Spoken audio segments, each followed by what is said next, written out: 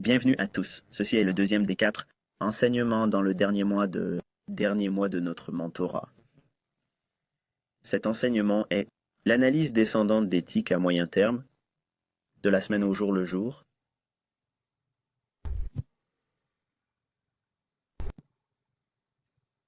D'accord? Encore une fois, comme pour la présentation précédente, de la présentation mensuelle à la présentation hebdomadaire, ce que je fais, c'est que je vous donne mon approche personnelle. Voici comment je procède.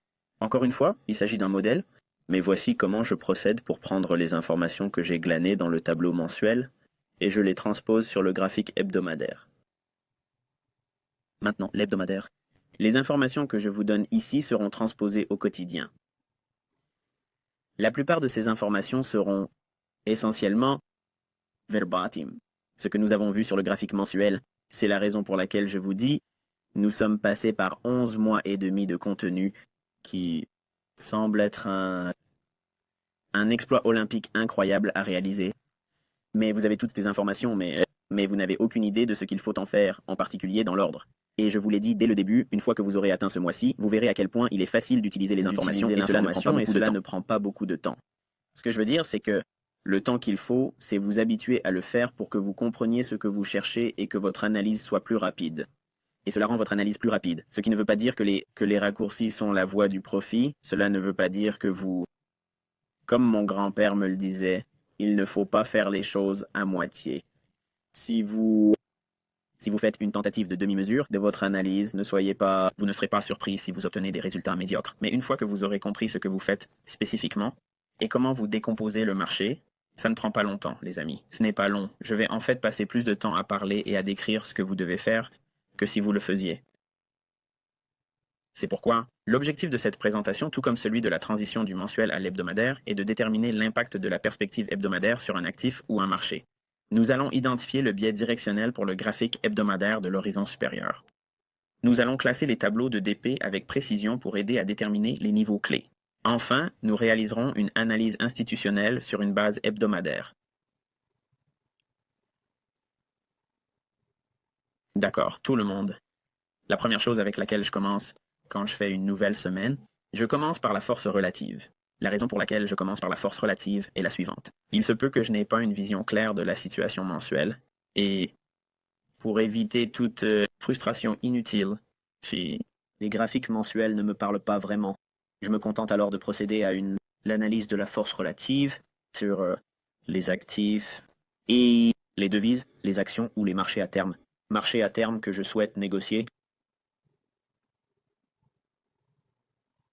Après avoir mon analyse de la force relative, relative, j'entre dans l'engagement des traders et je passe en revue toutes les devises et les matières premières et je recherche les extrêmes dans les lectures des commerciaux et je vous donnerai les détails quand nous aurons terminé. L'analyse, ce que je recherche, mais cela part de l'analyse de la force relative et une fois que j'ai ce que je crois être les leaders ou ma liste de surveillance, si vous voulez, à partir de mon analyse de la force relative, avec un peu de chance et transactions que je trouve sur le graphique mensuel, comme nous l'avons fait avec le dollar australien, dans l'enseignement précédent avec le passage du mensuel à l'hebdomadaire, avec un peu de chance, le dollar est retenu pour l'analyse de la force relative, et nous continuerons à l'examiner dans le cadre de notre exemple. Mais ensuite, nous nous engageons en tant que trader, et j'aime regarder ce que font les commerciaux. Je cherche à savoir ce que font les hedgers parce qu'ils sont bien informés et qu'ils sont généralement à l'origine des hauts et des bas du marché. Alors si nous pouvons obtenir leur relevé dans la base extrême, nous pouvons essayer de négocier en fonction de la force relative. Donc si nous pouvons obtenir leur relevé dans la base extrême, nous pouvons essayer de négocier au milieu, là où la majorité du mouvement se fait. Ensuite, je fais une analyse du sentiment du marché et je passe en revue quelques éléments différents qui me permettent d'obtenir le sentiment du marché, que je partagerai également avec vous dans le cadre de cet enseignement. Une fois que j'arrive à un sentiment du marché, je commence à décomposer le marché d'un point de vue technique, comme nous l'avons fait avec le mensuel. Il manque donc quelques éléments que nous avons vus dans le mensuel qui ne figurent pas dans la partie hebdomadaire. Nous avions 3 qui ont démarré le mois et nous avons trois choses différentes avant l'hebdomadaire. Ainsi, lorsque nous passons à un graphique hebdomadaire, nous commençons à examiner plus de choses. Davantage les opinions des autres plutôt que des données techniques. et nous les comparons aux forces et faiblesses techniques au moyen de l'analyse de la force relative. Une fois que nous avons établi notre liste de surveillance et que nous déterminons quels marchés sont alimentés par la couverture commerciale, nous intégrons également des idées sur le sentiment du marché, ce que tout le monde pense dans le monde de la vente au détail. Car l'idéal est d'être diamétralement opposé à cela et de s'aligner sur ce que fait l'argent intelligent. Le profil de marché est l'élément suivant que je pourrais examiner et je commence à décomposer ce à quoi ressemble la semaine en termes de profil de marché. Est-il en consolidation? Est-il dans un environnement de tendance? Ce genre de choses, et tout comme nous l'avons fait avec le mensuel, la même chose s'applique ici sur l'hebdomadaire. Après avoir établi le profil du marché, j'étudie l'analyse intermarché sur une base hebdomadaire. Et je commence donc à comparer les graphiques hebdomadaires dans d'autres secteurs de l'économie. Corrélé, marché corrélé, et je compare les actions de prix avec des marchés à corrélation positive et négative. Corrélés avec le marché que je cherche à négocier. En d'autres termes, dans un exemple, je pourrais regarder l'indice, le dollar contre le kiwi sur une base hebdomadaire et voir s'il y a une... L'analyse intermarché soutient une idée que je peux avoir pour le dollar ou pour le kiwi. Ensuite, je commence à étudier la structure du marché et à ce stade, je veux commencer à mélanger et à incorporer le flux d'ordres institutionnels. En ce qui concerne le flux d'ordre institutionnel, je recherche des bougies fermées à la baisse qui soutiennent le prix et des bougies fermées à la hausse qui soutiennent le prix. Fermées à la hausse qui sont cassées dans les mouvements haussiers ou une structure de marché haussière. Et je veux voir les bougies fermées à la hausse résister au prix et les bougies fermées à la baisse se briser. Car la structure du marché indique des prix plus bas. Ainsi, tout ce que nous avons mentionné précédemment à propos des prix mensuels s'applique, car la structure du marché indique des prix plus bas. Nous allons commencer à chercher fortement le parrainage institutionnel et l'étude du flux d'ordre.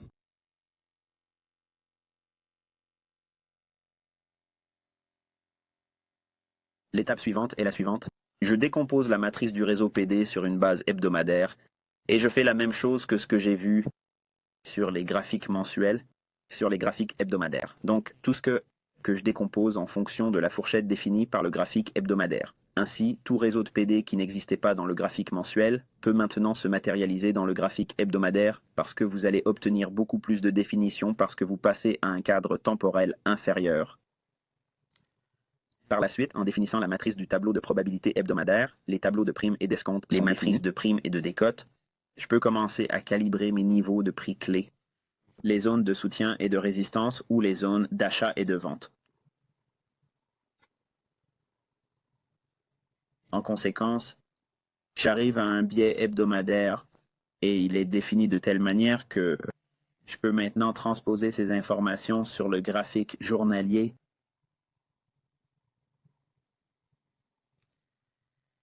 Ainsi, plus en détail, lorsque je commence mon analyse à moyen terme, je commence par la force relative. Ainsi, si l'analyse mensuelle n'est pas aussi utile que je l'espère ou si elle n'est pas claire pour... Je commence mon analyse hebdomadaire par une analyse de la force relative de toutes les classes d'actifs. Cela signifie que, pour les matières premières, les devises et les actions, je détermine quels marchés sont en tête de la force en n'atteignant pas les plus bas et en tête de la faiblesse en n'atteignant pas les plus hauts.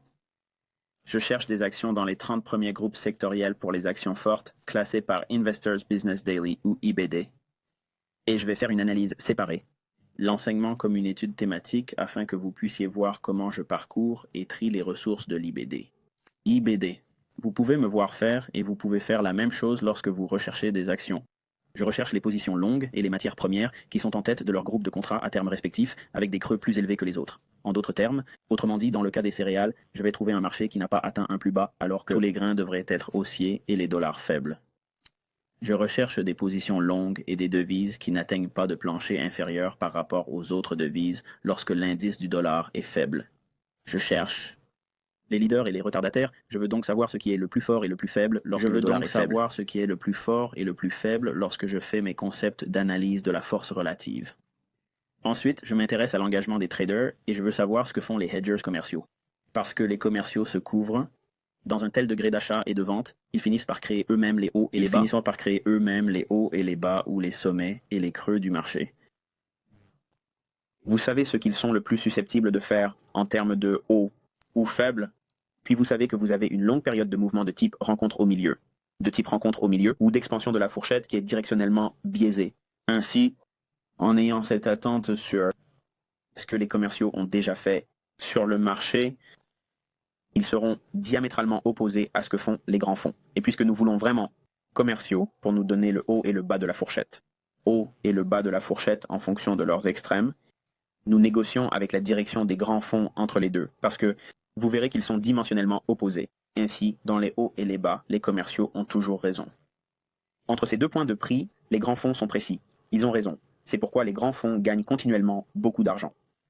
Mais aux extrêmes, ils se font toujours botter le cul. C'est pourquoi nous voulons savoir quand les hedgers ont un plus haut ou un plus bas potentiel, et nous travaillons dans le mois ou les 6 mois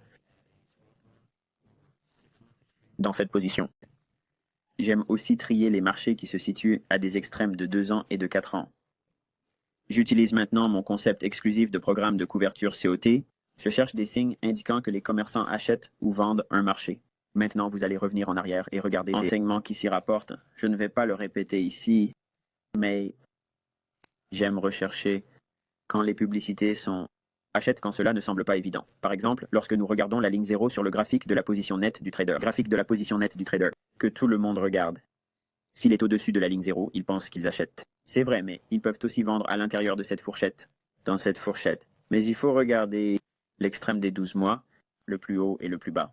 En divisant ce chiffre par 2, on obtient une meilleure lecture de leur programme de couverture. J'aime aussi trier les produits de base qui ont une participation nette extrêmement importante par rapport au groupe de contrats à terme dont ils font partie. Par exemple, si je regarde à nouveau les céréales, s'il y a une quantité astronomique de positions nettes longues sur le marché du soja par rapport à tous les autres marchés céréaliers. En général, cela indique qu'ils vont également d'un mouvement important.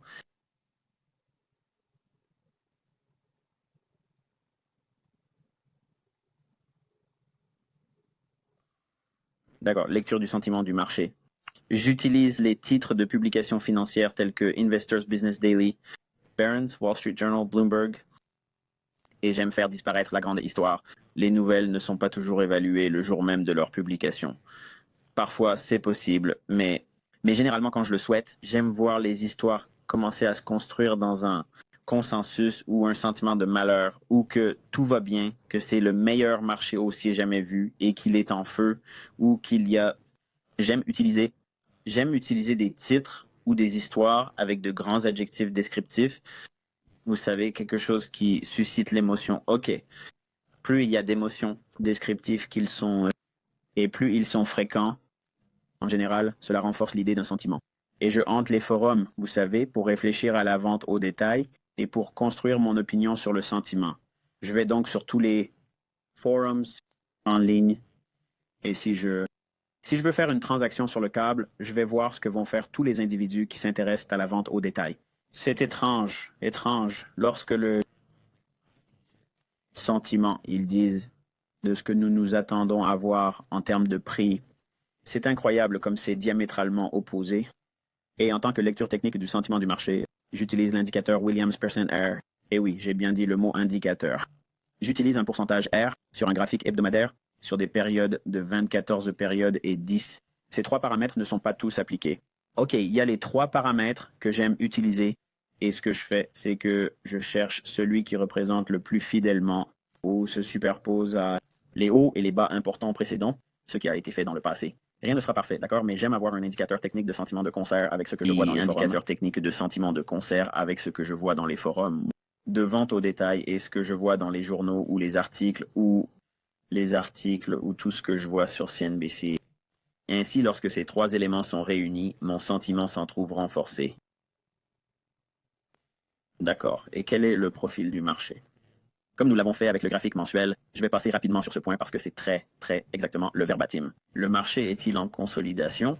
Si c'est le cas, il est probable que des expansions se manifestent avant un breakout. Nous pouvons commencer à voir des choses qui mènent bien à un biais directionnel qui se déplacera en dehors de cette consolidation parce que nous voulons savoir quel sera le prochain mouvement. Et s'il ne s'agit pas d'une consolidation, la tendance pourrait atteindre un extrême. Et si c'est le cas, il peut s'agir d'un retracement. Pas seulement un renversement, mais j'aime toujours voir le retracement comme mon premier choix.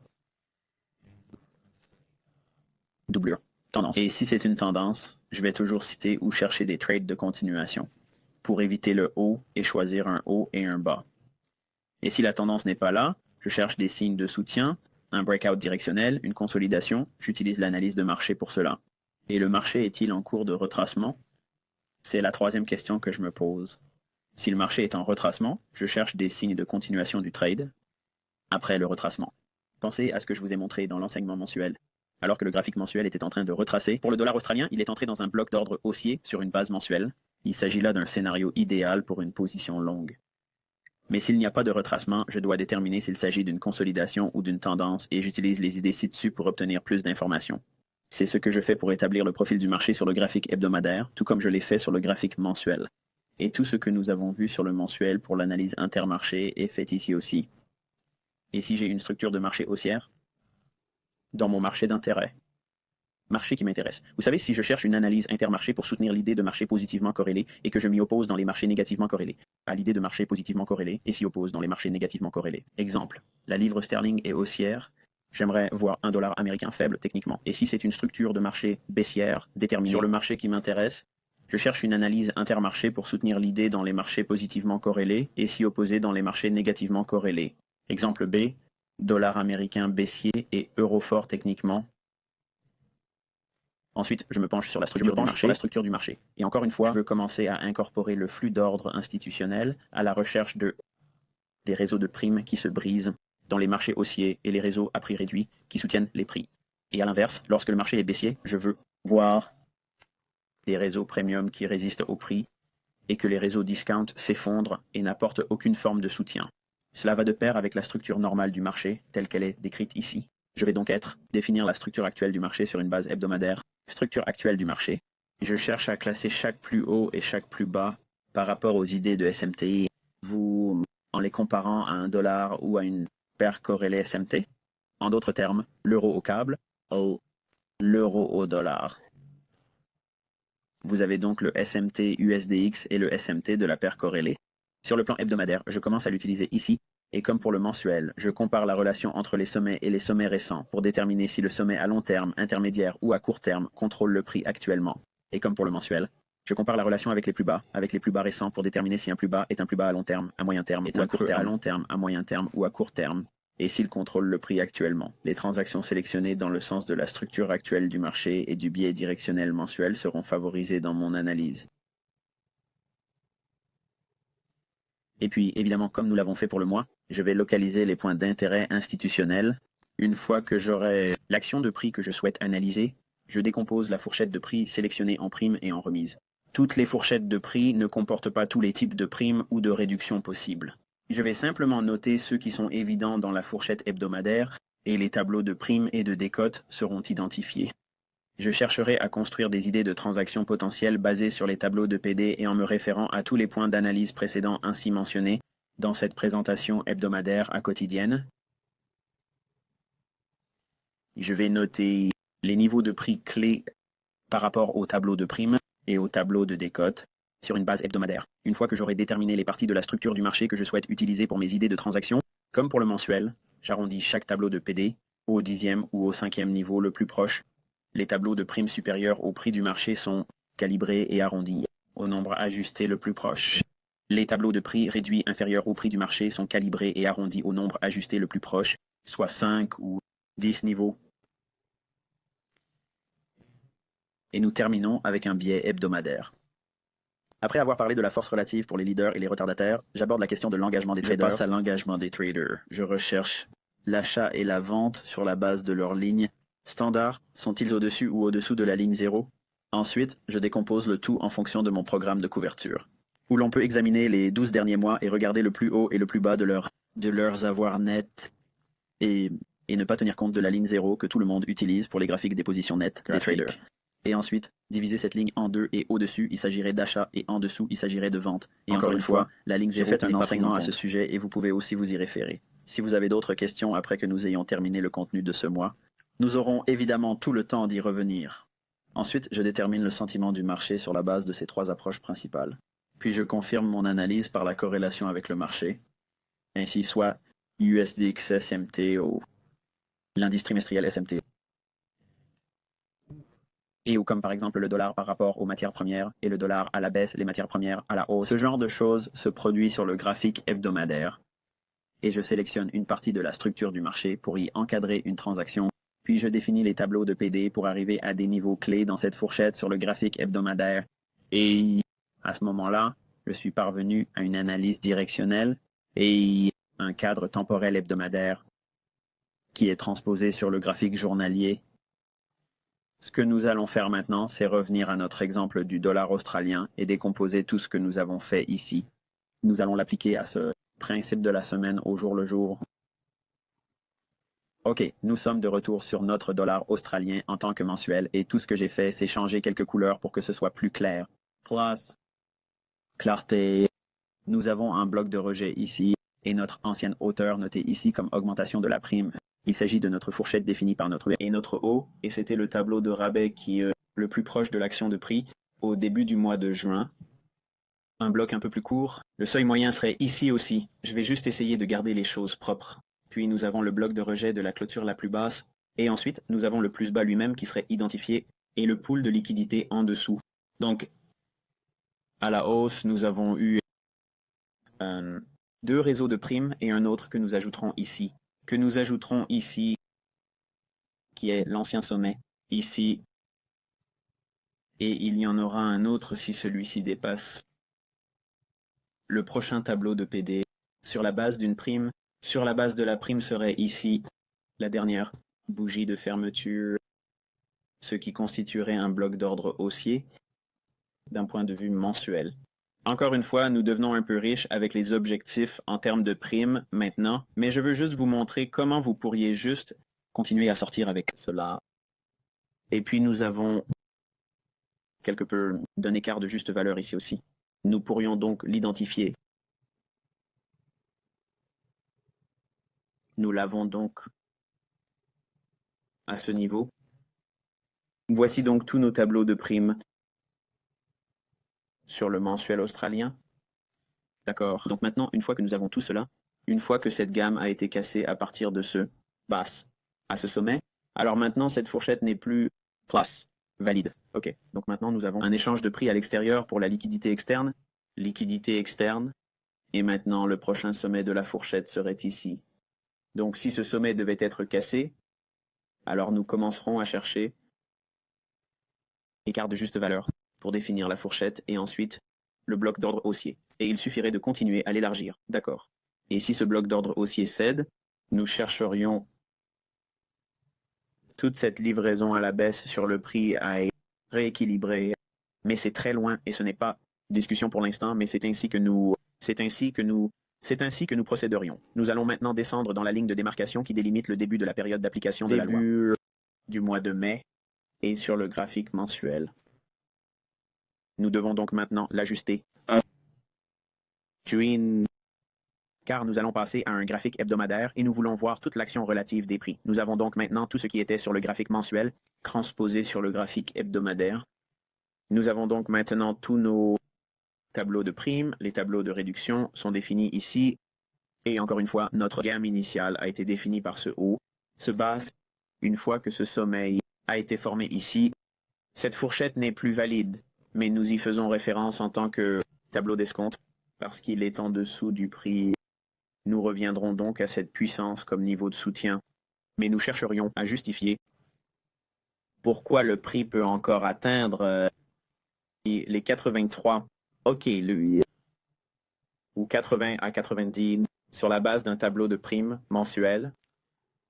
Mais je voudrais que vous regardiez comment les niveaux de prix mensuels vont être utilisés dans l'hebdomadaire. Une fois que nous aurons examiné la force relative, nous regardons les plus bas ici par rapport au dollar australien et nous allons regarder l'indice du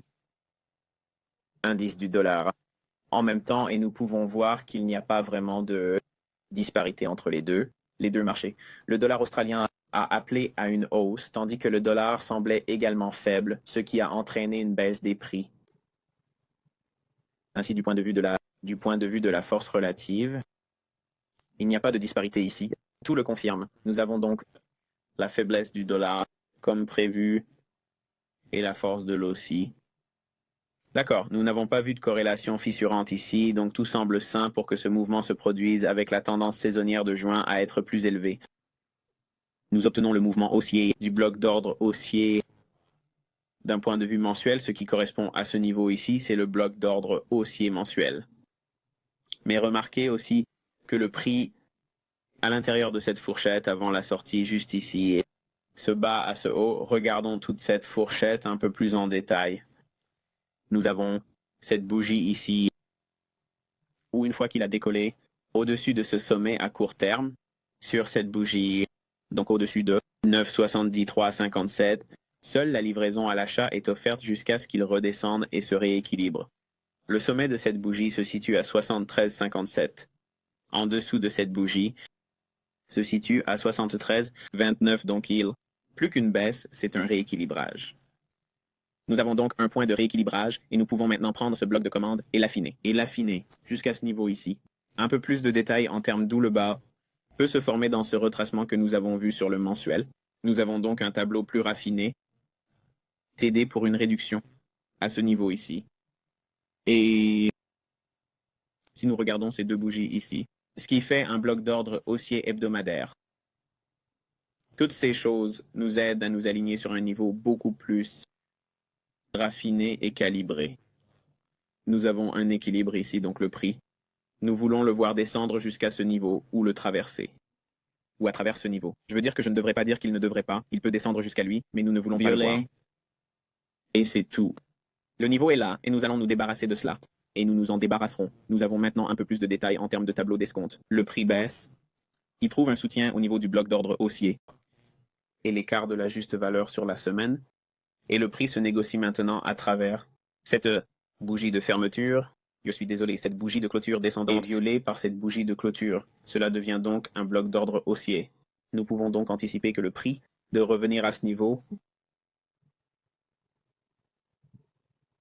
Nous intégrons donc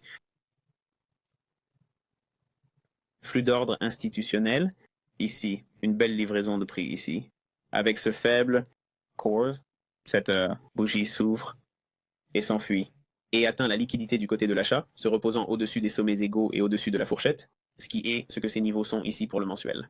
Et nous commençons également à voir le soutien se mettre en place avec les bougies de fermeture ici. D'accord? Les corps. L'ouverture de cette bougie est à 75,57. Faites-le à temps. La fermeture est à 75,71. L'ouverture à cette bougie est... Cette bougie fermée à la baisse devient un bloc d'ordre haussier. Lorsque cette bougie le traverse, nous constatons que nous avons négocié à la baisse dans cette bougie. Le prix s'enfuit alors, crée la course pour une faible résistance de liquidité se reposant au-dessus de ces sommets égaux. Nous pouvons donc voir l'élément de flux d'ordre institutionnel que l'on peut voir sur le graphique hebdomadaire qui soutient la hausse des prix. Nous regardons le rapport sur les actions d'engagement et voici le dollar australien. J'ai déjà fait le concept de programme de couverture qui m'est propre. Concept de programme de couverture qui m'est propre. Vous pouvez voir les achats et les ventes institutionnelles réelles lorsque vous faites cela. Et ce que j'ai fait, c'est que j'ai mis en évidence le début du mois de juin. Vous auriez fait ça. Ok, et c'est difficile à voir avec ça, mais c'est la ligne rouge. Rouge, ok, voici la ligne rouge.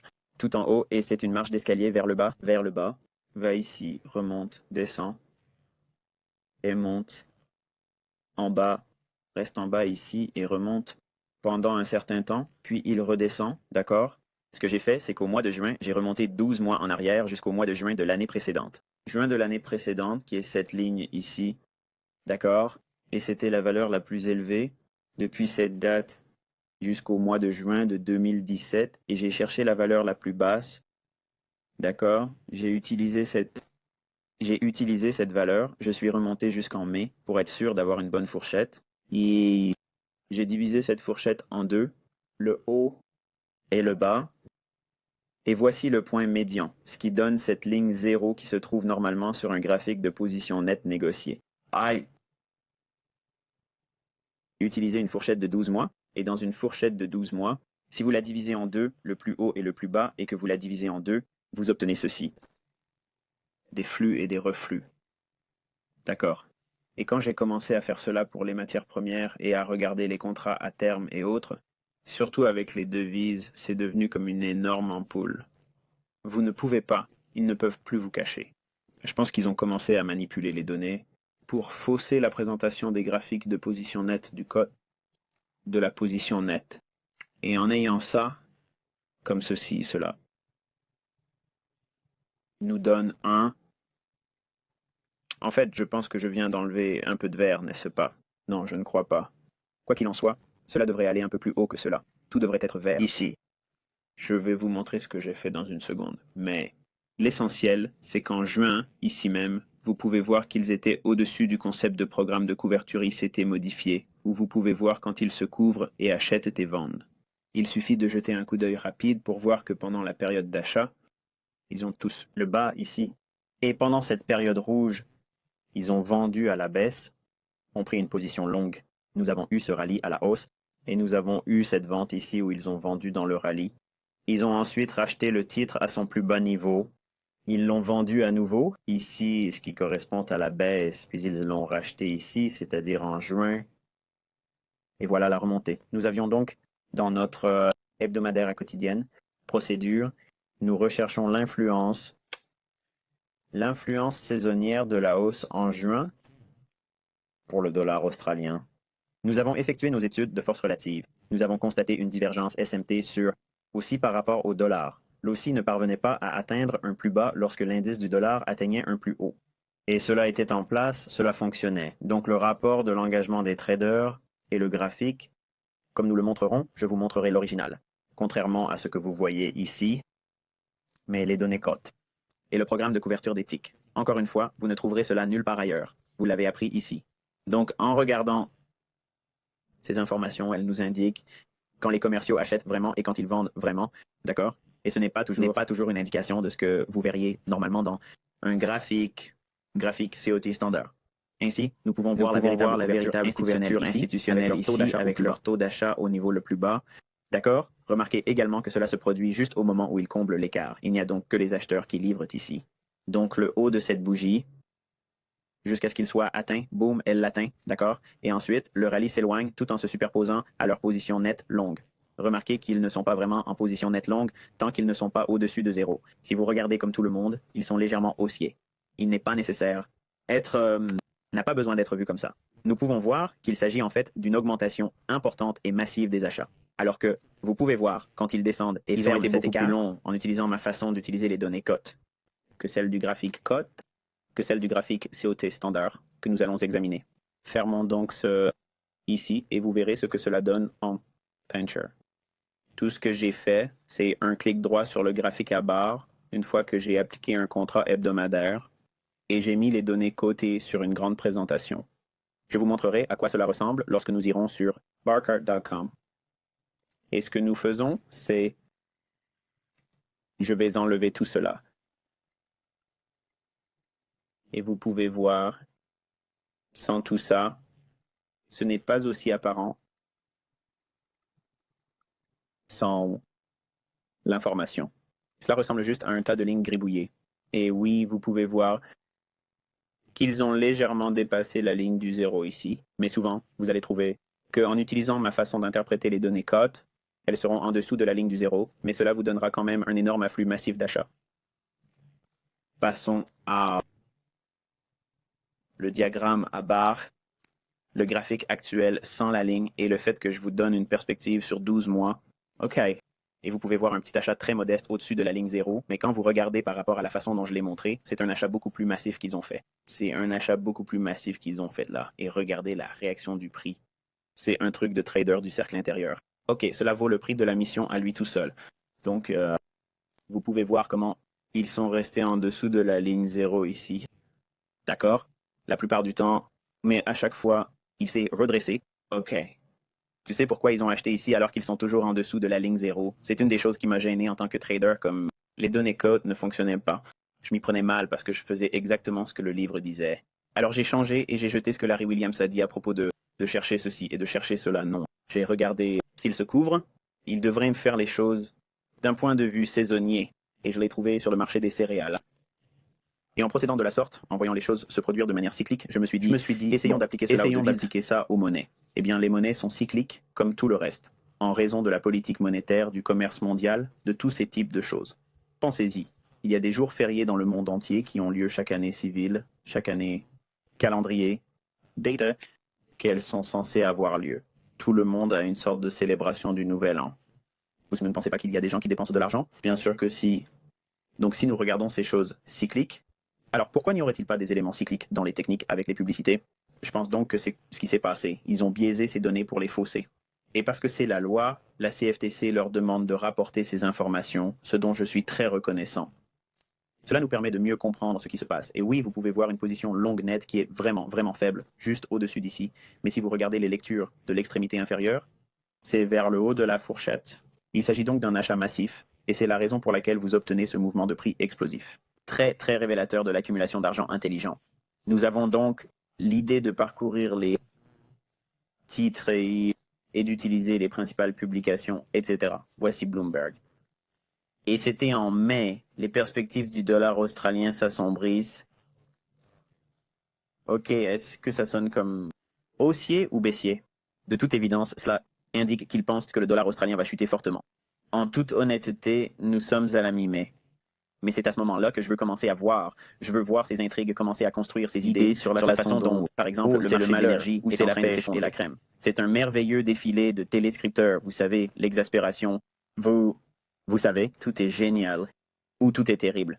Vous savez, quand les intrigues commencent à pencher si lourdement d'un côté ou de l'autre, bon ou mauvais, il commence à y avoir des idées de sentiment. Ok, et le sentiment est un élément très important pour les techniques lorsque vous travaillez avec eux de manière diamétralement opposée. En d'autres termes, si le sentiment du marché est baissier, nous l'interpréterons comme tel. Ainsi, les commerçants de détail voient cela et se disent « Je ne veux pas acheter le dollar australien. J'ai peur parce qu'ils disent que ça va mal se passer. Il va baisser. » Vous savez, Bloomberg, vous savez, pensez-y. Bloomberg, il devrait savoir de quoi il parle, n'est-ce pas? Bon, eh bien, jetons un coup d'œil à une autre personne. Voici Daily FX, d'accord. Et je vais devoir bloquer le visage et le nom de ce... Le visage et le nom de ce type parce que je ne veux pas avoir des ennuis avec ce genre de choses. Mais voici Daily FX et le dollar australien pourrait se retrouver en surextension.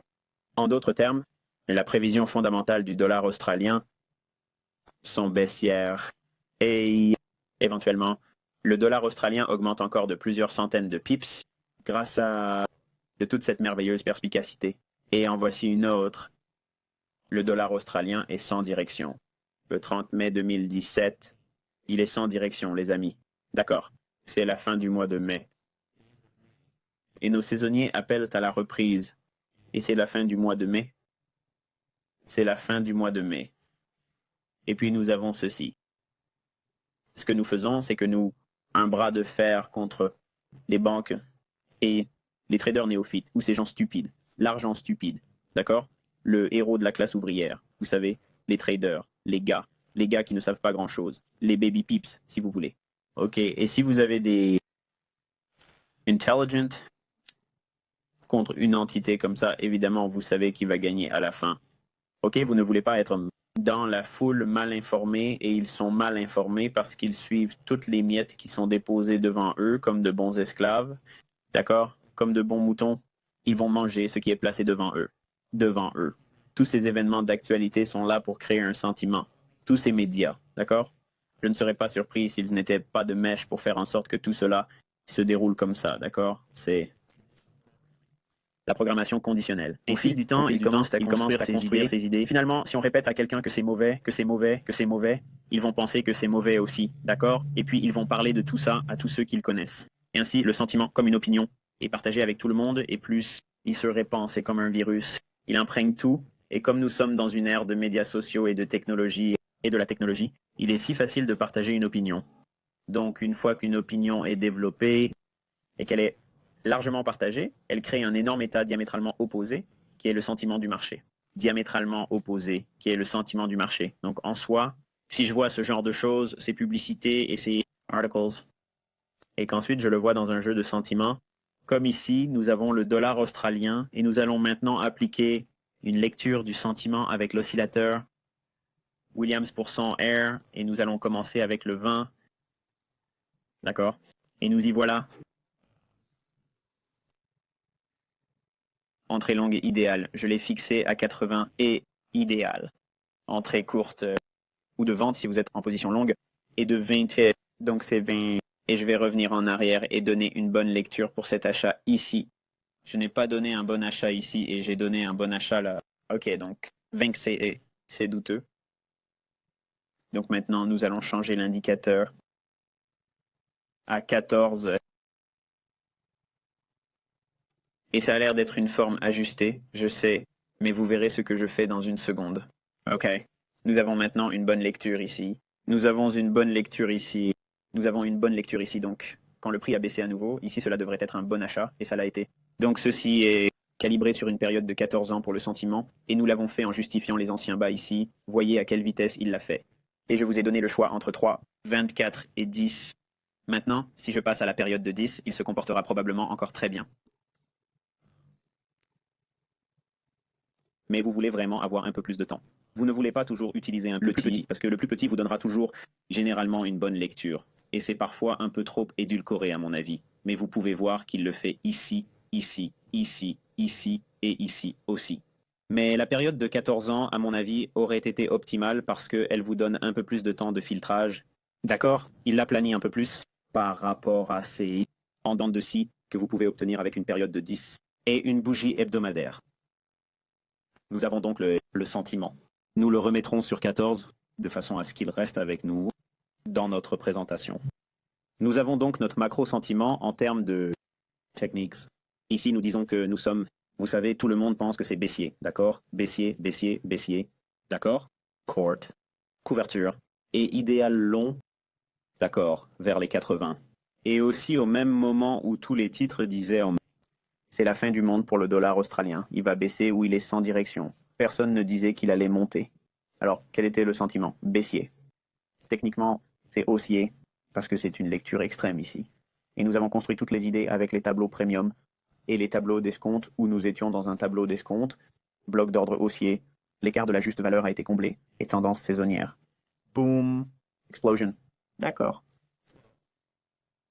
Nous avons donc couvert l'aspect de la force relative.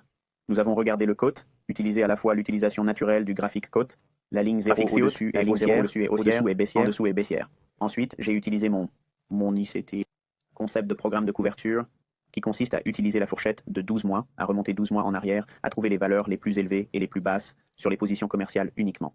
D'accord, uniquement les actions commerciales. Vous obtenez cette lecture et vous divisez cette ligne en deux. Vous obtiendrez ainsi une plus proche de ce qu'ils achètent et vendent. Est. Et nous avons compris par le sentiment en regardant les titres que le dollar australien, il disait que c'était direct ou baissier. Rien n'était long, donc le sentiment du marché était baissier et diamétralement opposé aux commerciaux qui étaient à l'achat. Et nous avions une influence saisonnière qui prévoyait que les plus bas de juin se produiraient lors d'un rallye en juin. Et nous l'avons également sur le plan technique avec le Williams Percent Air. D'accord. Nous pouvons voir une représentation visuelle du sentiment haussier parce qu'il est extrêmement survendu. Cela signifie que c'est ce que pense le public. Le marché est en baisse. Il pense que le public est extrêmement haussier ici. Le public est baissier. Le public est haussier. Le public est baissier. Le public est haussier. Le public est baissier. Et si nous nous opposons diamétralement à ce point de vue, quand tous les concepts d'argent intelligent que je vous ai enseignés, quand les nouvelles se chevauchent et qu'il y a aussi la saisonnalité, oh, c'est comme prendre des bonbons à un bébé. C'est si facile. Maintenant, nous entrons également dans le profilage du marché. Nous avions donc le marché. Se détacher de ce creux, se redresser puis se rétracter. Nous sommes donc dans une consolidation, mais nous savons maintenant, à ce stade, nous savons que la consolidation nous donne des indices sur la possibilité d'une rupture à la hausse. Si c'est le cas, nous devrions rechercher le profil d'un retracement, même si nous sommes dans une consolidation à long terme sur le mensuel. Sur l'hebdomadaire, cela change en nous sommes maintenant dans un retracement et nous attendons un mouvement d'expansion. Il s'agit donc d'une impulsion, retracement expansion.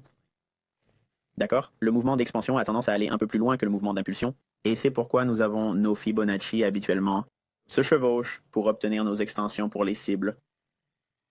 Donc, du point de vue du profilage, nous voyons un retracement vers l'expansion.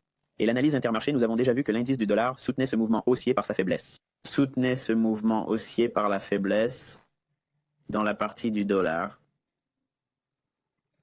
Et du point de vue de la matrice PD, du point de vue de la matrice du réseau. Point de vue Nous avons tous nos tableaux d'escompte. La boîte d'ordre haussière. D'accord. Soutenant le prix. Vous voyez que l'achat arrive ici. Et les bougies de fermeture se brisent ici. D'accord. Et le prix a traversé et sorti le bloc de rejet mensuel et l'ancien sommet. C'est ce que sont ces niveaux. D'accord. Et c'est un exemple de prendre toutes les informations d'un graphique mensuel, de les transposer sur un graphique hebdomadaire, puis d'un hebdomadaire à un graphique journalier. Donc, nous prenons toutes ces informations. OK, toutes ces informations seront transposées et placées sur un graphique quotidien pour notre court terme, analyse à court terme, approche descendante, dans notre 3e enseignement la semaine prochaine. Que vous avez trouvé cela intéressant. Nous nous appuierons à nouveau sur ces concepts et vous donnerons beaucoup plus de détails, mais pour l'instant, c'est tout ce qu'il faut. Toutes les informations que vous avez apprises, c'est tout ce que nous faisons. Nous prenons ce qui vous a été montré ici dans un processus du début à la fin et on fait les choses de manière modulaire. Vous n'essayez pas de tout appliquer.